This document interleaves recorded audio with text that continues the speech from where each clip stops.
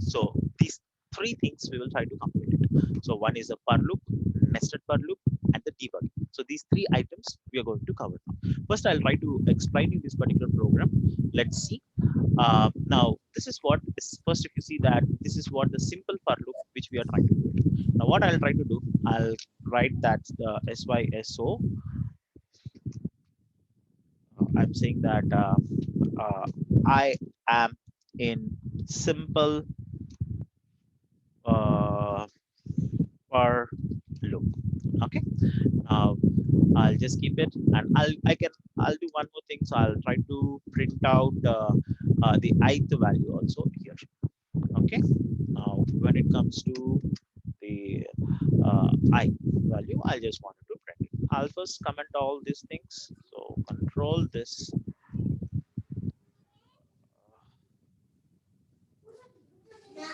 I don't know, this keyboard is weirdly behaving it. It's commenting all, but I don't know why it was not happening. Okay, fine. So now I'm trying to run this one. So control F11. So it will execute and it will give it up. See now what it was happened. I'll just try to explain you the basic thing first here, and then I'll go for the next one. Okay, guys, let's see here. So if you see here, in a for loop, we will be having the three. This is what our for loop syntax. Now, the first one is this is what initialization of that particular variable. So, what I'm trying to do, I'm trying to take an int I equal to 1. I'm just trying to initialize that particular value over here. Now, people usually the people what they will do is they will do like a int I. We shouldn't do like this, but still, if I change the code everywhere, it will impact. So that's where I'm not using the Hungarian notation. So then what they will try to do is they will remove this over here. So now either you can declare that one separately or you can declare here also. So now when you are trying to declare here, now don't declare means because this will take a separate variable, this will take a separate variable. That's the reason it was showing me the error. So this is duplicated. So now what I need to do first, I'll comment this one. Step number one. So I have declared that one, and then I have assigned the value. So in the for loop, first we need to assign, declare a particular variable, and then we are assigning a value saying that the loop need to start from this particular point.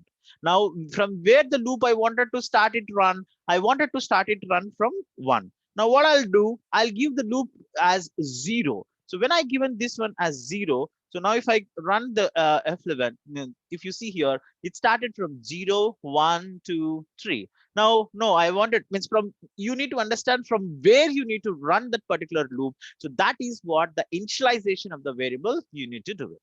So now I'll be giving it here from 2. And let's see from how many loops it will iterate. So now you see it will start with 2 and 3. Means this is what your starting point. So now you assign a particular value from here, it should start the execution.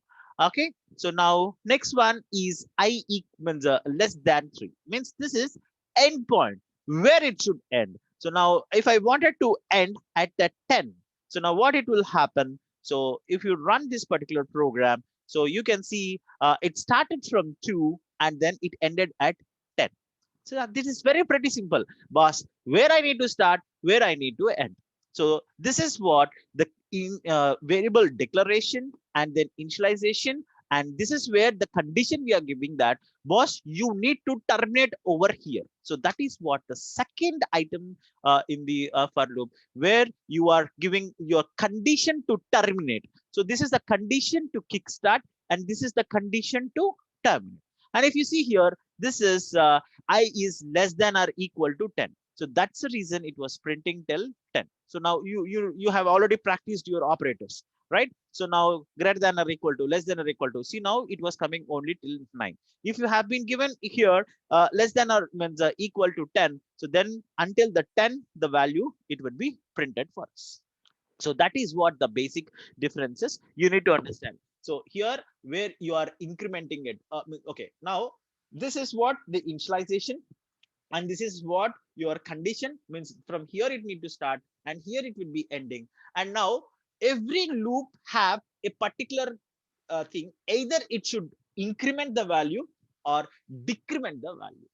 So now increment means, so now if you see, I'll do one thing step by step so that you can clearly understand what it was trying to happen over here. Now, what do you meant by I plus plus means it's incrementing I plus 1. Now I'll talk about that one, I plus 2 and all the things also later. But as of now, when we given in your source code or any program I plus plus, this means the I value would be incremented by 1. So now I'll just try to do a small debug over here. So when you start debugging, okay, so when you start the debugging, so now the first value is me 2, and now I'll try to click F6. So now when I click on this one, it try to print me the 2. Okay, now once again I given the F6. Now the loop has been incremented. So guys, here I'm clicking F6. F6 means step over, not step into. See, if I given, now I'm trying to click F5, you see what it will happen. So now when I was trying to click F6, now it was going to a string method. So why it went to this one is, so here we are in this particular loop, here it was having this particular method, right? It was going to that internal methods.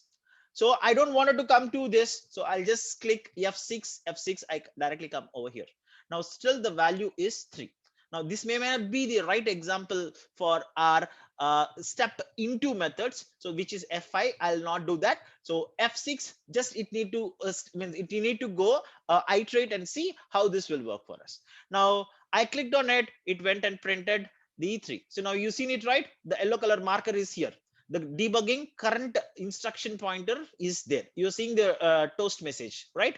Now once again it will come and then it will iterate it, means the I value changed to 4. So now once again it went to this one. So if you seen it, right, the debugger pointer here, now as soon as I clicked, it come to here. Now it will execute this statement and it was printing me 5. And once again the iteration, it went to this. So now the iteration means it currently it is 5. Now you seen it, right? The 6, it changed the value. Here you need to observe the values of this one. This is what the most important value. So now it went to once again the same iteration, it started printing. So this is how the condition was getting incremented and then it was printing for the value for us. So now whenever you're doing it, so you need to keep a debugger pointer and then iterate it and add the particular value over here, and then we can see it. Okay, now let's do one more thing. Now I wanted to increment this one by +2. So now what we can do means, how we wanted to do it with the +2? I equal to I plus 2. I plus 2. You need to give it like I equal to, means that is what, guys, you remember, right? Why I asked you to go to the operators. So this is what the important things. Now I wanted to increment the I value +2. So now let's run the same debugging the program and then we will see it. Okay, now this I wanted to terminate that, and now I'm trying to do the F11. Oh, no, I wanted to do it in the debug mode so that we can clearly understand about it. Okay, so now if you see here, what is the value of I? It's 2 now. Now we will go here. Okay, see, now I value is 2. Okay, it was printing me I equal to 2, and it was not getting incremented. The loop, it print for 10 times. Okay, so we have given the wrong operator here. Plus 2. I guess it's I plus 2. Equal to 2. Sorry? Plus equal to Plus equal to 2. I'm really sorry. That's what I'm very sorry. I'm very sorry. I didn't see that. Okay, I'll just try once again here.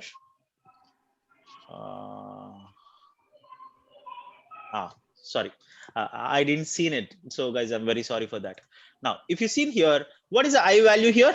I incremented to 4, because the current I value is 2, and then when I given the I value equal to means incrementing by 2, the always the value was added for that, means the current value is 2 and I equal to, when I given the 2, it was adding for 2. Now let's print, see, it was going for 2 and then it was directly going for 4. Now once again we come back, 4 plus 2, it was incremented by 2 and it printed 6. Now 6 plus 2, it is 8 and it was going for 10. Now you seen it, right? So how the incrementer operator will work for us. Now let's stop this and then once again we will run it with another value. So now we have been given here, I given it with 4. So now the value equal to, means I wanted to increment the 2 value plus 4. Okay, so now when I started doing this execution, so once again I'll start with the debugging mode. So now when I started the terminate the old program, please, and execute that and see it. 10. So now it was started with I equal to 2 and then it incremented with 4. So directly it was going for 6 and then after 6 it incremented for 10 and the loop, the condition was failed here and then it will broke and then it will come out of it. You seen it, right? As the condition was expired, it came out. So this is how the simple for loop with the iteration it will work on. Okay, now the same way, now we have seen I plus plus means means always it will go with one increment, and I plus means if you wanted to jump iterate with the multiple values, so then we will be giving this plus equal to 4. And then now I wanted to decrease this one, so just what I need to do, so now my initial, I wanted to play around with my decrement. So this is an increment operator. Now I wanted to try with the decrement operator. So now what I need to do, I'll do a simple program. I don't want it to take much more complexity. Now I minus minus I have been given. Let's run and see what it will happen for me. Yes, it should be I greater than or equal to 1. Yes, because you seen it, right? So now what I have been given, I less than or equal to 1. So that's the reason the program is not executed at all. So now that is where we need to be so cautious. So we have to be, means the first thing is I should be greater than 1. And so now here this is what your starting point and this is what your ending point, and then this is what you're trying to increment it. Now when I start to the execution, you can see it over here. It starts from the 10, 9, 8, 7, 6, 5, 4, 3, 2, 1. So this is how the program, the same way how we wanted to increment or we wanted to decrement. So that will happen over here. Now we wanted to decrement minus with a value of 2. Then how it will work? This is what the same way it will try to execute that and then it will print. So now 10 minus 2, 10 minus 6, 8 minus 6, means 6 minus 2 and 4 minus 2. So this is how the values will be printed. Guys, this is very simple. Means the only thing is the practice. Now, always the most important thing is the condition which you are trying to keep it over here is the most important, and the value where you are triggering it and where you are trying it. So sometimes you need to increment, sometimes you need to do the decrement. So those all things you need to get it understand thoroughly for doing this. Okay, now let's change the program to discuss about the nested for loop so that it would be means I'll just try to explain my best about that. So let's see how the things goes on. Okay, now this is what my simple for loop. So I'll just once again recheck whether it was working fine. All things are working fine. Perfect. Now what I'll try Yeah, to do, can we try here one thing?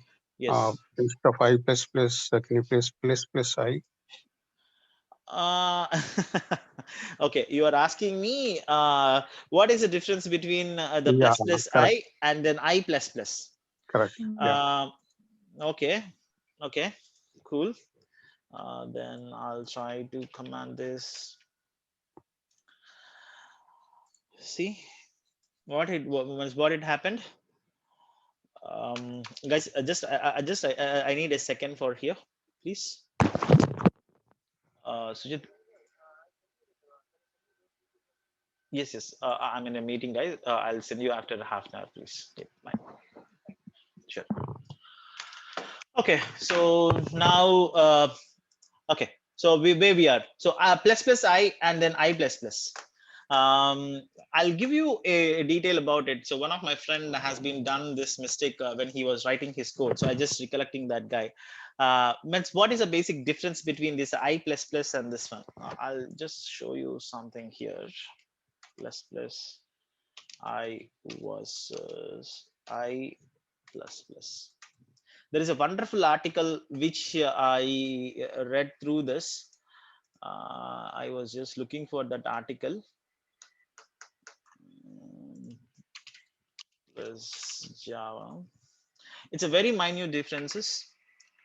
Uh, that's a geek of geeks. It have that.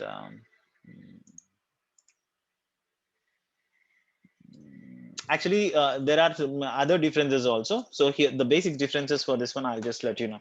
Plus plus I comma I plus plus comma I plus equal to 1 comma one more also there. 3 variations we do have it. So in that particular article, not this article, this is in the Geek of Geeks, right? It was very clearly explained of this one. Okay, I'll just check that site, and then within another after our break, I'll show this one, Ceci, because that article gives us a very detailed level of information what it will happen for Sure. these 4 differences. I Okay. didn't save that bookmark. I'll just give me 10-15 minutes. I'll search that and I'll explain with that particular example. It was very clearly understood. So Sure. that's actually the same discussion we have done. That's where I wanted to show it to you. Okay. Okay. Okay. Okay, coming back here. So any questions around this one?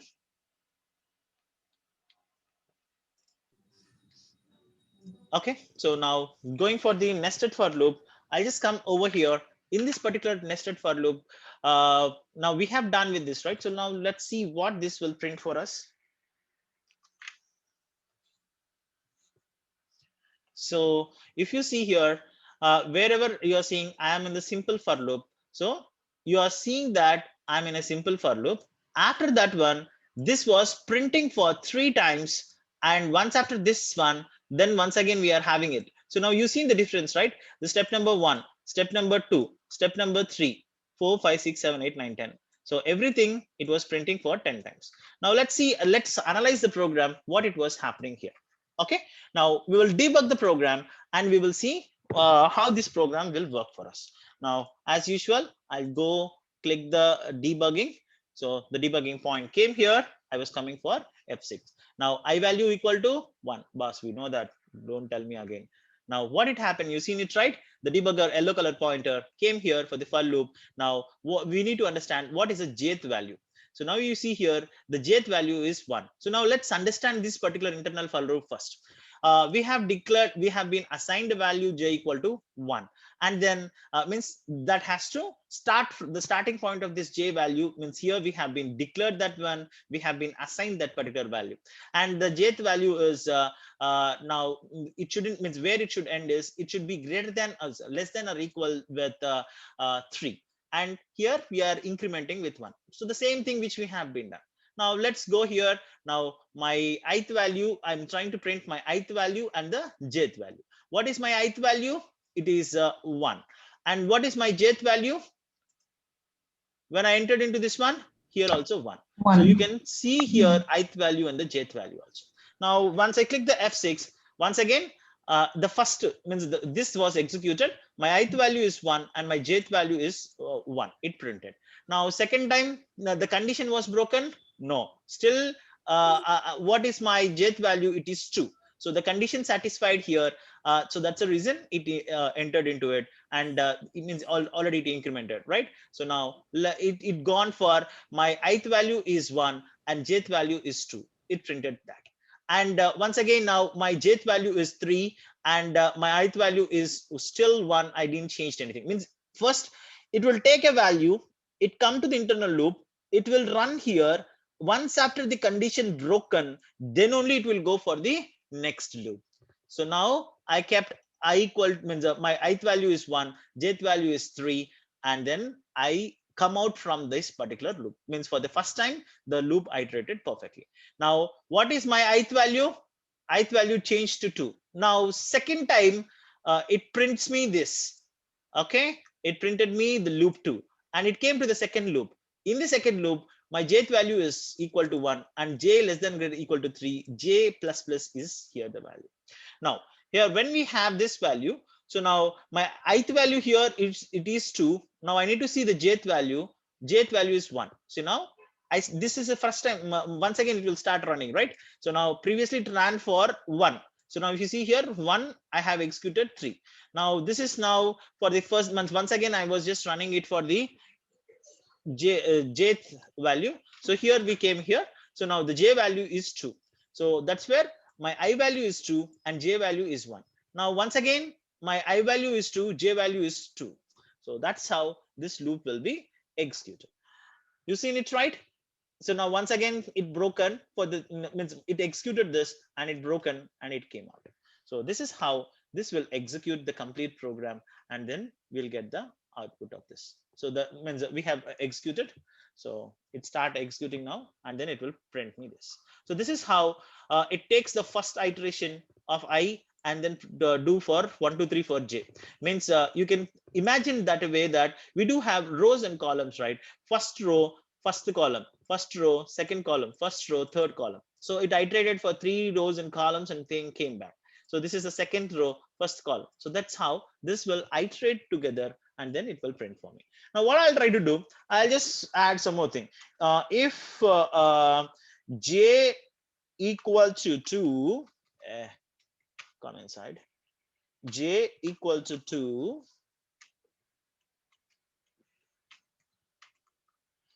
here I'll write, I'm sorry, what is the problem? Means what is the error here? I'm trying to assign the value, but we shouldn't assign the value for that. Now this is what the comparative operator, SYSO. So what I'm trying to do, boss, I'm done. Okay, now what I wanted to do for here, so go ahead here and write the break statement. Calculators break. Okay, I'll write it over here. Okay, now what I'm trying to do, when the jth value is becoming 2, so break that particular statement. You've seen it, right? Now 1 2 3 1 2 3 every time printed. Now what is the expected output is every time the 3 shouldn't be print, it should break out and then it should come out. Let's see what it goes and happens. You've seen it, right? See, 1 2 it came and then it was printing the statement. Okay, because the jth value means the first time it checked j is equal to 2. No, here j equal to 2. Yes. So then it entered into this condition, and then it tried to print this, and then it break from this particular if condition. So it breaks here and it comes out of the loop, and means whenever we use, it's a break for this particular loop, and then it comes out for this loop, and then it will execute for us. So this is how, means either you can use, actually there are other breaks also. Means there are named for loops. That's a different concept. So usually in the interviews we will be asking that, what do you mean by labeled for loops? Means for a for loop we will be giving the names. So that's another thing I didn't talk about it, but that's an advanced concept for labeled for loops in Java. Okay, Java labeled for loops tutorial point. See, now you've given it right. First, this is what the label, and this is what the label. So why we wanted this label means whenever you are breaking, you can write which, if you wanted to break this for loop, you can break it, or second for loop if you wanted to break, you can use that labeled for loops.